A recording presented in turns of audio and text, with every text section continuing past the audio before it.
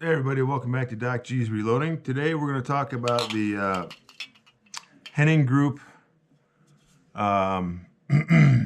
mag base pads for the Canik.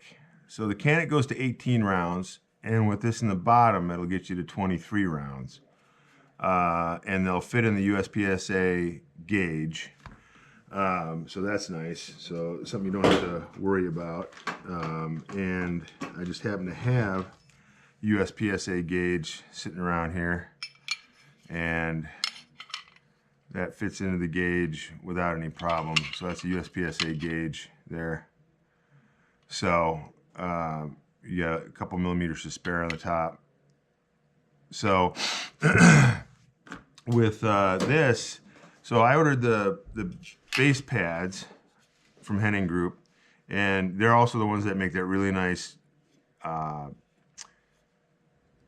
holster hanger that I have, that I did a video on. Really nice holster hanger. A lot of guys I've seen are using that. A lot of shooters, period. I'm sorry, not just guys, men and women are using that hanger. And so I got these because, yes, I know I'm becoming a trader. I'm going to the, so this will be my temporary gun this year, my Canik. I'm going to shoot the limited optics division in USPSA. I've gone to the dark side. So, but with iron sights, I mean, you cannot compete with anybody. It's impossible with iron sights. I mean, unless I'm a limited GM or I'm Christian Sailor, yeah, okay, then I could probably win a local event or place high enough. You know, with iron sights, I'm always in the bottom 10%, and it's just, I'm getting tired of it. So I'm going to try this. We're going to do the red dot this year. So this will be the red dot that I'm going to use. This will end up becoming my backup gun because I just ordered an Atlas Artemis on through their website, and got it set up exactly like my other gun, except it's going to have a footprint for this SRO. I also ordered a Holosun 509. I do like the Holosun because it's got the circle and the dot, which I like, and my eyes pick up quicker. But we're gonna start off with this one first and see how I like this. And then with Atlas, with the gun, I ordered the SRO plate, and then I'll just order a 509 plate when they come back in stock. So then I'll have the ability to change back and forth, or just change to the one that works for me the best. So anyway, now that I'm going to be shooting this in limited division optics, I wanted to get the magazine base pads. So really nice. They really pop out nice, really shoot out nice. And the I got the so I got the base plate and the spring and magazine follower. I got both because they recommend that you get because the spring is a little more extended, so it gives you that extra push from down here. But these do not lock back. So these are non-locking back. So see, when they're empty, they're not gonna lock back.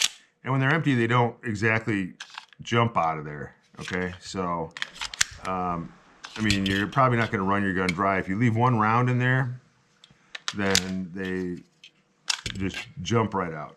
But if you ran the gun dry and went click, because that's what's going to happen, it's not going to lock back on the last round, then you're going to have the gun, make sure you have the gun pretty vertical as you do that to drop it out.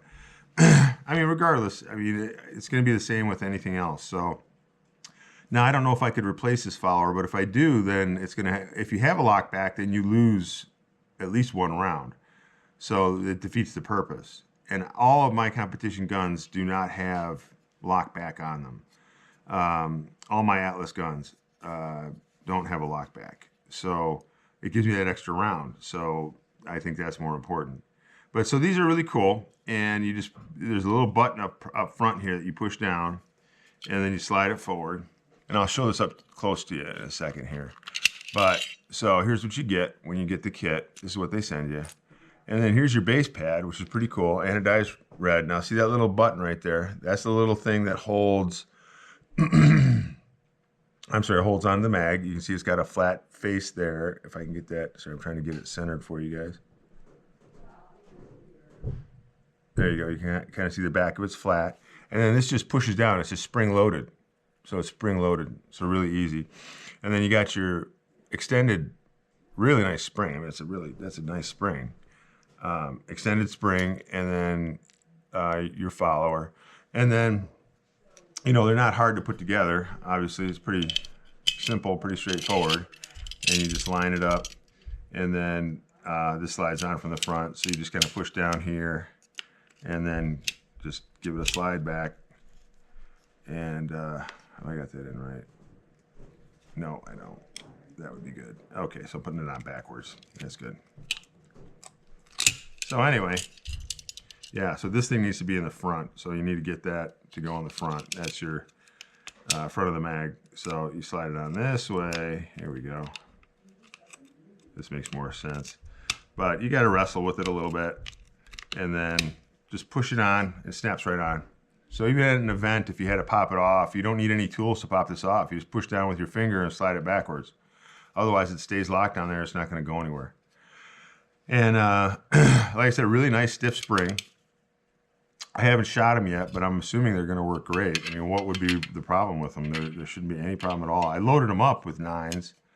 So I loaded them all to capacity, and that's nice. But yeah, so this will get me the ability to shoot in the limited 9, or I'm sorry, it's going to be a 9mm, but limited limited optics division in USPSA.